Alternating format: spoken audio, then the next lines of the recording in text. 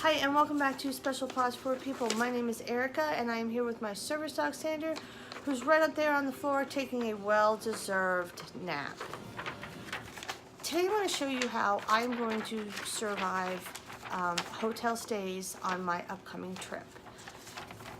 Now please keep in mind that my husband was in the military for 20 years and we moved around a lot, and in the last 5 years that I've had Sander, we've moved 3 times and we've gone on trips to visit people and family and friends. I never fly with Sander. That is not saying that he cannot go on a plane. He's allowed on a plane. He would do fine on a plane. But Sander is 80 to 85 pounds. That's big for a small area where you got to put your feet. And you are not always guaranteed the bulkhead seat. So I don't want to take a chance of ending up having to sit by someone that is going to be pissed the whole flight, and you're going to feel that and know it. And it's just not a good thing for me personally. So I choose to drive, or we all choose to drive. So the tricks that I have learned throughout these last few years having Sander with me is obviously to map out your trip. Everybody should do that. You know, that's a given. And my trip is going to take about 24 hours to drive. So that's about 2.5 days. So I'll have to stop twice at a hotel. And what I do is after I map it out, I figure out, you know, where exactly I want to stop. Where I'm going to be stopping to break up the time is I'm going to stop once in Idaho and once in Ohio. So for the first stop, I will be driving for about 8.5 hours, which isn't too bad, at all. The next stop, I will be driving for 9 hours, and then after that, it's just whatever time is left. So, what I do to find a hotels is after I figure out, you know, the roundabout spot where I want to stop at, there's a thing online, and I'm sure that there's other places too, but what I like to use is Go Pet Friendly Road Trip Planner. Now, you just put in like where you're taking off from and then your destination, and it will show you all the hotels around that area that you'll be driving on. And I was able to find quite a lot of pet-friendly hotels. Now, I know that I can stay anywhere I want. I have a service dog. I have a prescription from my doctor. I have everything that I need. But I choose to have less aggravation. Now, if you have to stop somewhere and it isn't a pet-friendly hotel and you have no choice, I get that. But if you can possibly get to a pet-friendly hotel, I highly recommend that way instead, because they already accept pets. So they don't mind the hair, they don't mind whatever else is going on. They're already knowing, you know, what they're getting themselves into by having pets at this particular hotel. Non-pet friendly hotels, we don't know why they're non-pet friendly. It could be because of the hair. It could be because they think dogs are dirty, that they smell. I honestly don't know. But it could be a number of reasons why. And so say you choose a non-pet friendly hotel. You go in and you're like, I need a room. And they say, no pets, sorry. And then you're like, well, you know, he's my service dog. He is a piece of medical equipment that I need to have with me at all times. And they say, I'm sorry, but we don't allow dogs here. So then you're like, you're getting to that point where you're starting to get aggravated because you feel like it's going in one ear and out the other, and they're just not listening. And then you tell them again, And then they say, well, then if your dog is so-called a service dog, then please show me some identification. Show me something that proves that. And we all know where that goes. I've seen it a million times online and stuff on where that goes. It could actually go two ways. It can go, you explain to them that there's no registration and all that kind of stuff, and they're like, okay, you can stay. Or it can go, we don't have to show you anything. That is our right. You have to take our word for it. Give me a room. I deserve it. I haven't done anything wrong. You are the one who's breaking the law. So at this point, you are mad and you're showing it. So they're getting mad and they're showing it. And then they're like, well, fine. You don't want to show us anything? We'll just call the police. I mean, seriously? I've seen this happen online a dozen times, and the police are called, and sometimes the police are not informed of the laws, and sometimes they are. So it's a hit and miss with them too. One way you can deal with this registration crap that we have to deal with is, and you can do this really nicely, you don't have to be like sarcastic and snotty, you know, try to keep your anger back, you know, try to think of it as maybe somebody prior to you was there, said they had a service dog, and it tore up the room, or did something in the room that it should not have done, something like that, and they didn't clean up after it. That very well may have happened. And no, that is not our fault. But they are thinking of it as they said that their dog was a service dog, and look what it did. And now you're coming along saying that your dog is a service dog. You know, it's one of those things that's very unfortunate for us, because we get the backlash of somebody else breaking the law, not being responsible, and a ton of other things. So what you could do is, once they start saying, I want registration, I want to see some proof, you could go on your phone and you could show them very politely, show them, say this is my phone, and you could say, I see what you're saying, I understand what you're asking for, but you see these particular sites that are on my phone right here, so I don't know how many there are, say there's 10, 20 of them. You could say, ma'am or sir, each one of these is a different registration for a different company. Not only that, but they have different packages. Last time I checked, they had different packages. You know, you spend this much money, you get this package. You spend this much money, you get this package. Which company and which package is the right one for you to be satisfied that my dog is a service dog? See, because this is the problem that we face. All of this is fake. It is not real. It is a company making money off of people that either don't care about the law or don't know any better.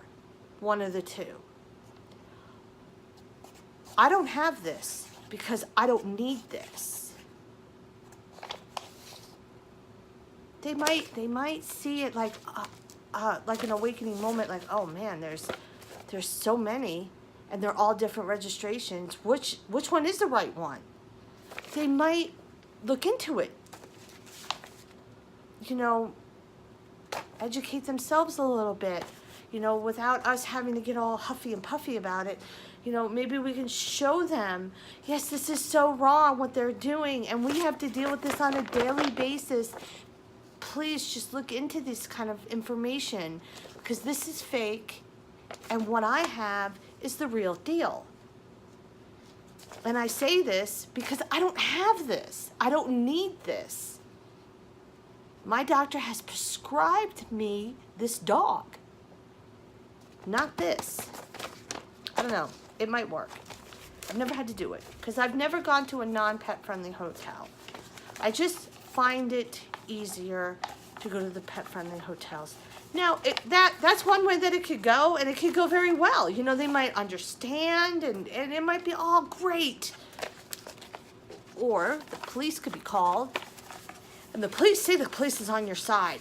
And they're like, no, you are breaking the law. You need to give this person a room. And they say, fine, here's your key, here's this, here's that, go. So then you go back to your room and you are, one, angry that you had to deal with all that again, because God knows how many times you've had to deal with it in the past. That's why I'm saying again. You had to deal with that. Then, so you go to your room mad. You go to bed mad. You don't sleep right because you're angry. My dog is for psychiatric work, so he would be feeding off of everything that was going on with me. So for me, Sandra wouldn't sleep well, and your dog probably isn't going to sleep well because you're not sleeping well. So then you get up and you're mad still. You go to check out and you're mad. So you've been mad all night long. And then guess what you have to do? You have to pay them. You pay them for making you mad. And then you leave mad. And then you stay mad for so many hours afterwards. I'm not paying somebody to make me mad. It's just not worth it. You go to a pet-friendly hotel. Now, they could also say, you know, we need some proof that your dog is a service dog. You're not just trying to get out of paying this. And I get that, too. And you can go through this saying, I don't need to show you anything and blah, blah, blah. Or you can wait and see what they say. Now, if they, for me, this is just personally me. If they say, I would like to see a letter or a prescription from your doctor, for me, I would be like, absolutely. And this is why I would say absolutely. Because they did not ask for a registration. They asked for what we are already supposed to have. Now, no, we don't have to show it to anybody, and that's a separate issue. I'm just saying they asked for exactly what we have. And I would also turn it around and say, I really appreciate you asking me for the prescription from my doctor, or the letter from my doctor, whatever you want to call it. I call it a prescription from my doctor, and you did not ask me for registration, because we are so getting hurt by this registration crap that's been going on. And for you to ask for not this, but the letter, I appreciate that. You don't know who they could tell this to later on, saying that, did you know that these things were fake? Did you know that all they need is the letter from their doctor? And they don't even need to show that. You can even throw that in. You know, I don't even need to show you this, but because you asked me for the letter and not the registration thing, I am more than happy to show you. It's a way of, I guess, what a lot of people would say, educating them, but in a nice, pleasant way where you leave happy, they're happy because you thank them for doing it right. Everybody's happy. You go to bed happy. You wake up refreshed and happy and ready to face that next long drive. You leave on a good note. That is the way to do it. That is the way for me. That is the way to do it. You cannot go wrong if you're leaving happy, and you paid for somebody making you happy, not angry. I suggest that for everybody. It's just easier. So that's what I suggest. And if you map it out and use the tools, you can also get something on your phone.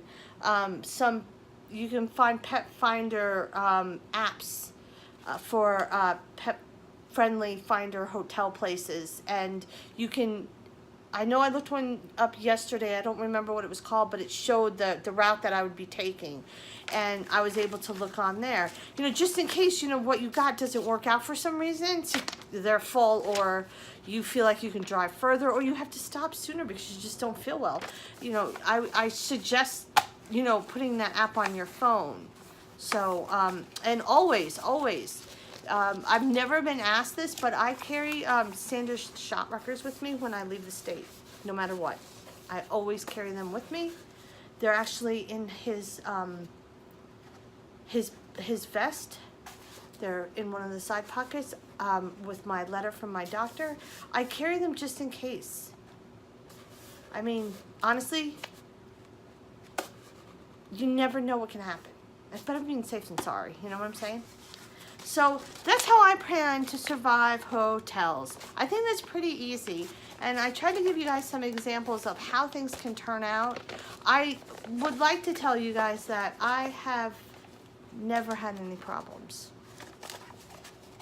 I've never had any problems at a hotel. I've never had any problems entering any kind of business with Santa. Never.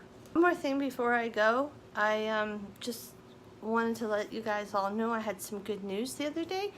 I took Sandra to the vet because we were going on this trip. I wanted to make sure that all of his shot records were correct and everything, because he's a brand new vet for him, because we just moved here not too long ago. Anyways, they had asked me how old Sandra was, and I said, well, he should be around 9. His birthday is in September. That's like his gotcha day, I guess people call it, so we call it his birthday. That's when we got him, so that's when we started the clock for him. They told us that he was 3, and I've had him for almost 6 years, so that's almost 9. And the vet said there's no way that he's 9 years old, and I said, okay, well, what do you mean by that? And she said, if you just got him and you brought him in here, we would have thought he was 5. And I was like, that's a big difference. And there's no way he could be 5. I've almost had him for 6 years. And she said, he's no older than 7. Which is great, because it's 2 years off, you know, that's 2 years longer that I get to have him with me, you know, and all that. I mean, I know things can happen later on in life, but with him being younger, it's just kind of a nice feeling to have, and I couldn't believe it, you know. And she said his teeth are perfect. His, I guess they did some testing and everything is good, and she said just keep doing what we're doing. He's in very good health, so that's good. I will be still celebrating Santa's birthday in September, and I will leave my address in the description box for you to send anything you want for his birthday. Anything that is sent to him, I will not open it until September, and I will do it either live, I've been learning how to do that, or I will make a video of us opening his stuff. And if you want, please subscribe. I've gotten recently some new subscribers, so I'm super happy. I know that 12 subscribers is not a big deal to a lot of people, but it is to me. I'm very happy with that, and I just want to hopefully continue to grow.